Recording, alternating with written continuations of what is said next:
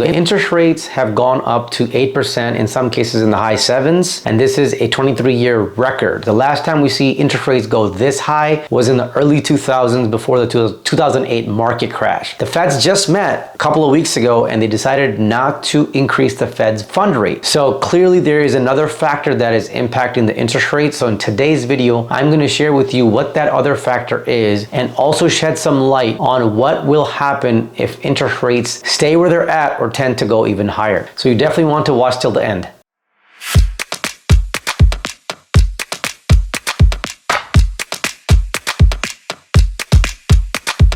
If you have been watching the Fed very closely and listening to their press conferences, you probably know that the Fed's goal right now is to bring inflation down to 2%. Summer of 2022, inflation was touching 9%. So we're long ways from there. July of this year, inflation was 3.2%. And again, in August, it came up to 3.7%. In September, it stayed the same. So clearly we're not where we want to be, and it's been hard for the Federal Reserve to sustain a low inflation number. Their target is 2%, but even sustaining it has been hard. That's because gas prices have gone up, food prices have gone up, and the big factor in inflation is housing. And you all know where rent is, and also home ownership has become very difficult for a lot of people because rates are very high and home prices have not fallen.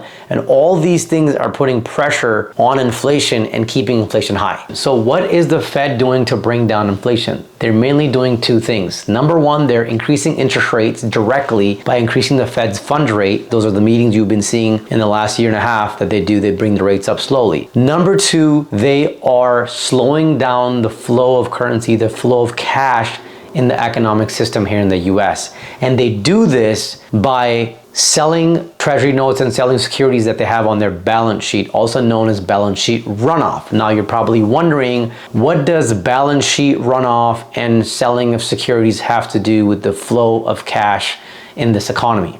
So let's see how the system works and how the Fed slows down cash flow. The US Treasury, which is a department of the US government, is responsible for the US government's budget and any kind of financial obligations the US government has to its citizens. And the central bank, which is also known as the Federal Reserve, is an entity that is independent from the US Treasury and is responsible for the money supply and the management of currency in this country. So when the US Treasury believes they need funds for projects that the government's doing, and say for example in the case of the pandemic, we needed more cash flow and liquidity in the market because a lot of people were struggling, they couldn't go to work. So the US government needed more money that they can give in the form of stimulus to its citizens. In that case, there needed to be currency and more cash flow in the economy. So what the US Treasury does is they issue US Treasury notes, Treasury bonds, Treasury bills. Essentially they're all the same. And what they do is they entice investors to buy Treasury bonds. In this case, the largest investor is a central bank, and they give them a return. So the US Treasury issues these bonds, these notes, which say they're payable in these many years and they'll pay this much interest, and the Federal Reserve buys these bonds. And how do they buy this? It's a process called open market operations, and in that process the Federal Reserve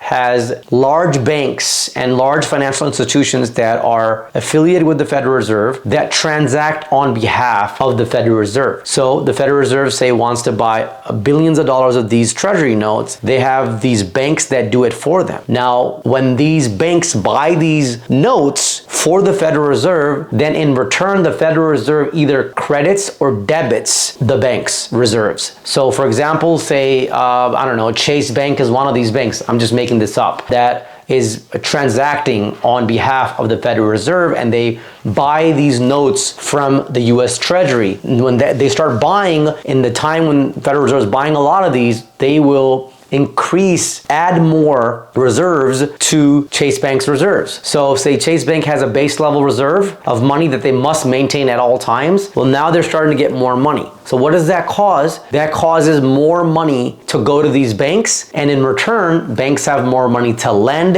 invest, and there is more cash flow in the economy. And this process is, part of the monetary policy of the Federal Reserve, the central bank, which is a huge part of this capitalistic world where they're just not printing money, even though we printed money. It's a topic for a discussion a different day, but this is a way for them to have a checks and balance to make sure that there's not excessive volatility. They're benchmarking against something, against the US Treasury note, which is US government supposed to be one of the safest investments in the world. So they're benchmarking against that in the hopes of more value would be produced. So since the Federal Reserve is not buying these securities and these notes at the level that it was buying at during the pandemic, and it's really slowed down, it's actually allowing a lot of runoff, a lot of these to mature and not buying new bonds, it is creating an environment where it's sucking the cash flow in this economy. So what we're experiencing is the US government, companies, individuals, all of us have less money to spend. And that is a goal that they've been working on. It's being done by design. If you're enjoying this content, leave me a comment below, hit that like button, and don't forget to subscribe. Thank you for watching. I hope you guys are still with me because we're getting to our point right now after this backdrop. So why did the rates go up when the Fed's fund rate didn't go up? So like I mentioned earlier, the 10-year Treasury note or 10-year Treasury bond, or these Treasury notes are generated and issued by the US Treasury, who's responsible for budget of the US government and other financial obligations that it has to its citizens.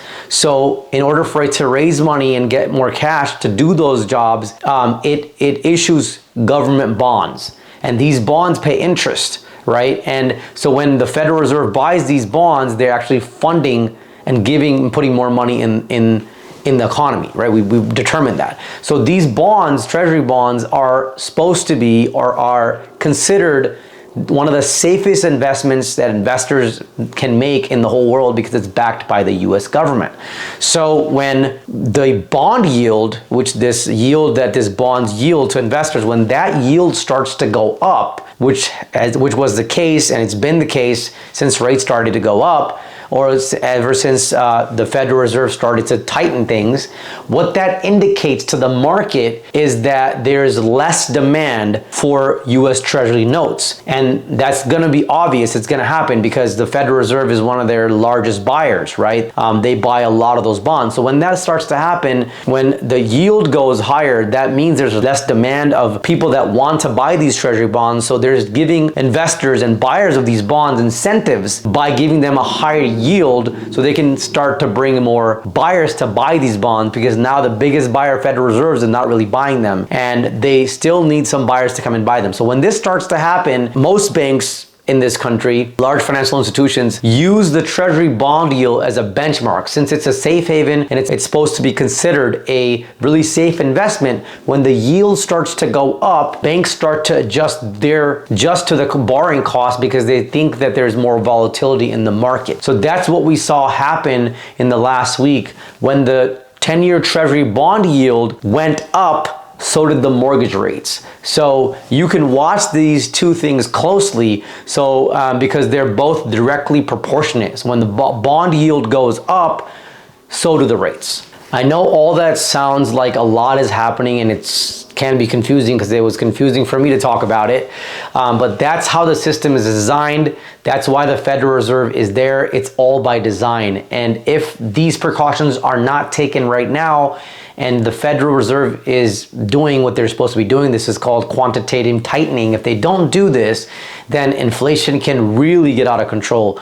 It already is high, but it could be even higher if these measures are not taken. So we have to be patient and watch the market closely to see where this market is headed.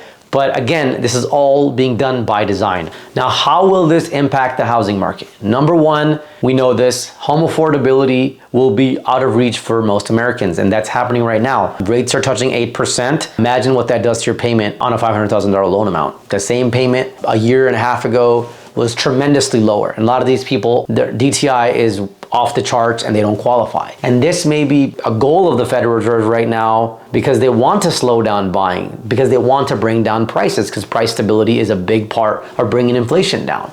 So like I mentioned, all this is happening in design, but it also is very scary to see this, because if you're a buyer out there, if you're a seller out there, especially if you're a buyer out there and you're looking to buy and you're like, oh man, I just missed it all. I could have bought a home during the pandemic time when the rates were so low. But again, at that time, inventory was there, but like there was so much demand, a lot of people were just not able to buy homes. But right now, a lot of people are just straight priced out of the market. So if this interest rate stays where it's at or continues to go higher, you will see a lot more people that are gonna be just outright just priced out and can't buy homes. And number two, we are going to continue to see inventory problems. Why? Again, these high interest rates are causing the sellers that even are thinking about selling to not sell, because they're like, well, we're gonna sell our 3% interest rate and sell this house and get into a mortgage at 8%. That's a scary thought. So a lot of sellers, a lot of them don't like where they're sitting right now. They wanna either upgrade or do a parallel move or go to a different city, and they're not doing it. They're hanging on strong.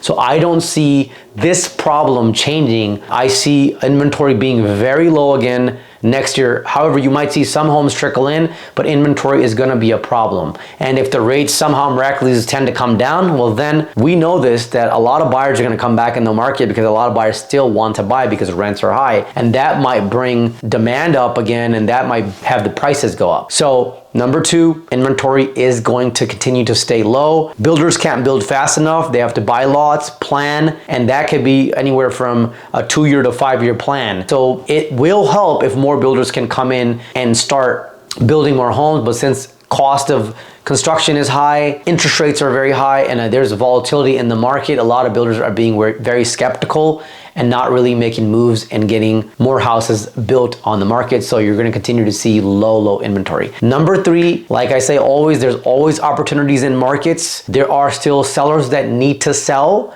So you are going to see price cuts and price drops happening in a lot of different markets. They're already happening right now. And certain types of homes, like we're seeing here in the East Bay area, I'm in Hayward, we're seeing townhomes kind of sit on the market a lot longer than single family homes, because here you have an 8% or 7.5% interest rate, and then you have HOA on top of that. So those homes that have a higher payment are sitting on the market longer. And if you're sitting on the market, say for 35 days, sellers may panic or they have to move, and they're gonna start to have price drops, which we're already starting to see.